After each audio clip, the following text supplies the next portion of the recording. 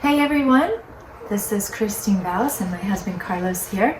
We wanted to jump on because today is a significant day on God's calendar. It is the 10th day of this month of Cheshvan. And in the Bible, I've noticed that a lot of the 10th days of months are days of entry. Like the 10th of Nisan was the day that the lambs came into the houses of the Israelites during the first Passover. It's also the day Jesus entered into Jerusalem, otherwise known as Palm Sunday. And also the 10th day was the day that Joshua entered into the Promised Land. So here we are in the month of Cheshvan on the 10th day, and somebody or some people entered into something. And if you want to know what that was and who that was, all you have to do is break out your Bible and check out Genesis chapter 7. And God told Noah, he said, come into the ark.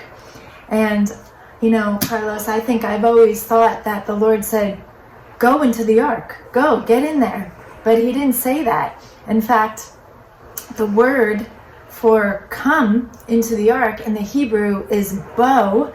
It doesn't mean go, it means enter in. It's your choice to enter in.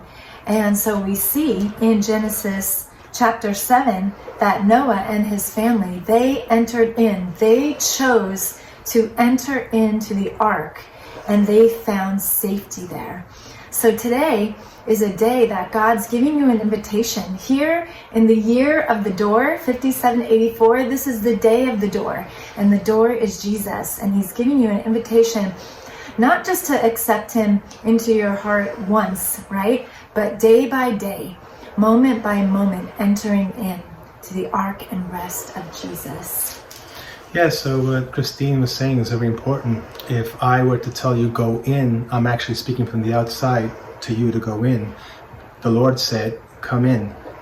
Denoting that I'm inside the ark, I'm telling you to come in. And it's very interesting because that's in 7 verse 1. He says, come in. And if you look at the last verses of chapter 7, God commanded them to go in. Now God is outside, but then the Lord shut them in. God there is Elohim. Lord there, Hebrew and Greek, is Jehovah. That means Jesus. He shut them inside the ark. You also see that later when he tells them go forth. It means go ahead. You may go head out. This ark was oblong. It was just a box. No rudder, no navigation system. This is the Holy Spirit just leading him, lifting it up the waters. The ark is a picture of Jesus. The mocking, the scourging, everything came to the sides. There was always one windows that they had up. And it says, only 1 cubit up will you look up. In Revelation 13, we see that the beast is going to come from the earth, and also his compatriots going to come from the seas. But it said the Lord's going to come from the clouds. He didn't want him to see the judgment coming around him. He didn't want to see that. All Noah had to do was look up. As the ark was lifted, he was inside with Christ. Jesus was inside of us. Amen. And you know, that just reminds me that, you know, when even Jesus says, come unto me, all ye who labor and are heavy laden, and I will give you rest. And he lifts us up. The name of the Lord is a strong tower, right?